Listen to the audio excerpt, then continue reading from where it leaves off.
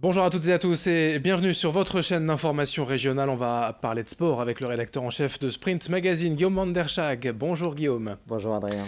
Ensemble on débrief le week-end sport dans la région, les résultats de football, bien évidemment, Ligue 1, Ligue 2, Nationale, résultats de basket aussi, de volley, comme d'habitude quelques infos en bref pour terminer.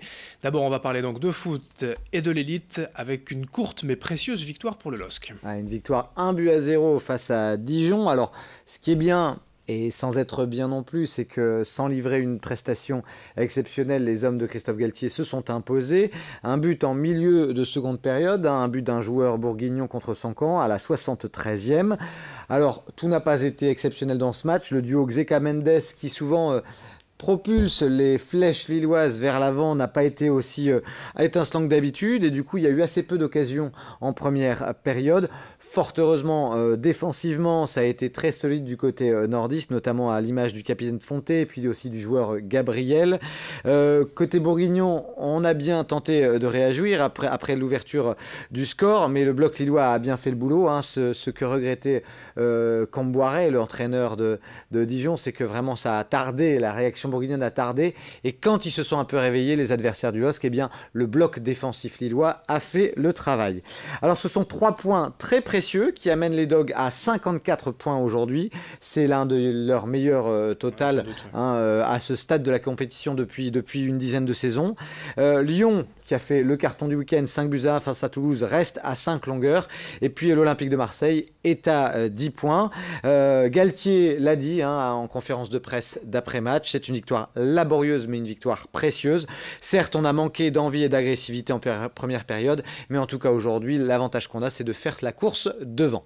Voilà. La prochaine journée, attention, déplacement risqué à Saint-Etienne. Oui, ce sera en effet un très gros test, parce qu'on le sait, les Stéphanois sont 5e de Ligue 1, ils n'ont perdu que 2 fois de toute la saison sur leur pelouse, et puis ils viennent de perdre face à Marseille, ils veulent se battre pour une place européenne, donc ils ne vont rien lâcher à Geoffroy Guichard.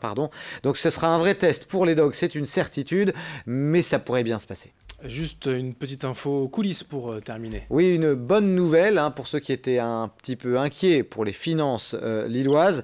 Sachez que l'info est tombée hier, le LOSC a résorbé sa dette. 142 millions d'euros ont été injectés pour augmenter le capital, ce qui permet de purger une dette. Alors 25 millions viennent des poches du président Gérard Lopez directement et 117 millions d'euros viennent du fonds de pension Elliott. Et quand on imagine que Nicolas Pepe pourrait être vendu 60-70 millions d'euros, les finances lilloises sont plutôt beau fixe. Absolument.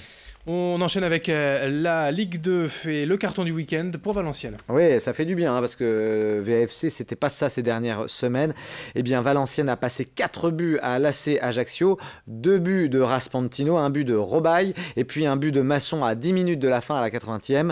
Valenciennes, ça monte son total à 31 points. Ça veut dire quoi? Ça veut dire que encore 3 victoires et les Valenciennois ne seront plus loin du maintien. En tout cas, ils sont à 6 points du premier relégable, donc c'est vraiment une bonne nouvelle. Les rouges et blancs devraient pouvoir se maintenir s'ils continuent comme ça. En tout cas 4-0, ça fait du bien pour le moral et pour le goal average. A l'inverse, les Lensois, c'est une déception, voire même une source d'inquiétude. Oui, on peut parler d'inquiétude. Alors certes, les Lensois sont maintenus depuis longtemps en Dominos Ligue 2. On ne parle pas du maintien ici, mais on parle de l'éventuelle remontée en Ligue 1 des 100 et or. Une défaite 2-0 face au Paris FC qui est malgré tout un concurrent direct.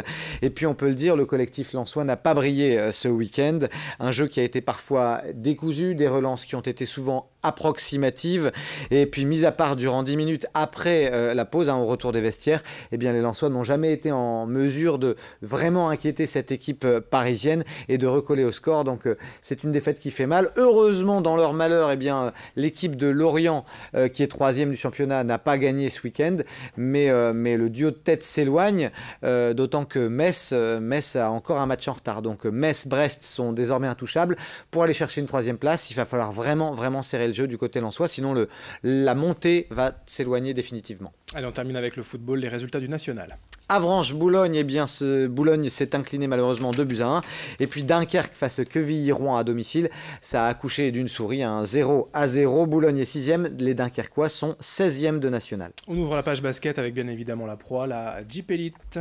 Et une bonne victoire du côté de Gravelines-Dunkerque, le BCM qui s'est imposé contre Antibes, qui est la lanterne rouge sur le score de 88-73. Ça fait du bien, les Gravelinois sont toujours 8e de Pro A. En revanche, inquiétude là aussi du côté du Portel, défaite logique et attendue face à l'Asvel 91-73. Le Portel est 17e et voit la menace d'une descente se préciser. Attention pour les Maritimes. En Pro B, le résultat de Lille et de Denain. Ouais, Lille ça va bien, Denain c'est plus dur. Lille s'est imposé et avec la manière à domicile contre Évreux, ils ont presque atteint la centaine de points, les basketteurs lillois. Victoire 94-83 sur Évreux. Denain a chuté à domicile face à Poitiers 78-80. C'est dommage, c'était serré, mais ils ont vraiment mal démarré, notamment avec un premier carton délicat. Le volleyball à présent. Avec de la Liga, c'est mieux du côté des volleyeurs tourquenois qui sont allés gagner à Poitiers 3 manches à rien. Et puis en Ligue B, Cambrai qui continue son bonhomme de chemin, qui a battu Avignon 3-7-1 et qui reste solide 2e au classement. L'athlétisme hors stade, c'était Fleurbet et Gicourt ce week-end. Ouais, avec du monde, malgré une météo qui n'était pas super et pas mal de vent. Vous y étiez, je crois, sur le semi. Il y a toujours une belle affluence, vraiment une belle course hors stade de la région, Fleurbet-Gicourt. En revanche, ce qui ne change pas, c'est le vainqueur sur le 10 km, Hicham Briki, l'Anzinois, qui s'est imposé en 31-03 sur le 10. Sur le 21 km, c'est le Tourquenois Romain Carrette qui s'est imposé en 1h11. Un beau chrono sur le semi-marathon pour les femmes avec Duhamel chez les femmes qui s'est imposé en 1h24. Quelques infos en bref pour terminer d'abord du rugby. Oui, on commence par du rugby. Alors, comme d'habitude, en Fédéral 1, en Fédéral 2. Oui, l'objectif, c'est la Fédéral 1. C'est ça, c'est bien parti pour. Marc s'est imposé. En revanche, les Marquois, pour la première fois, ils se sont fait très peur.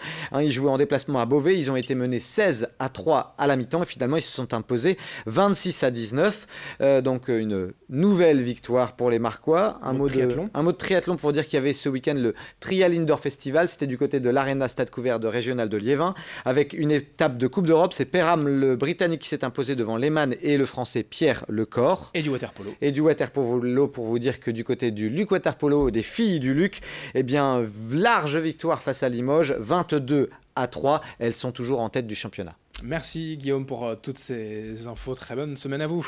Merci beaucoup. Merci de nous avoir suivis. Dans un instant, l'information continue.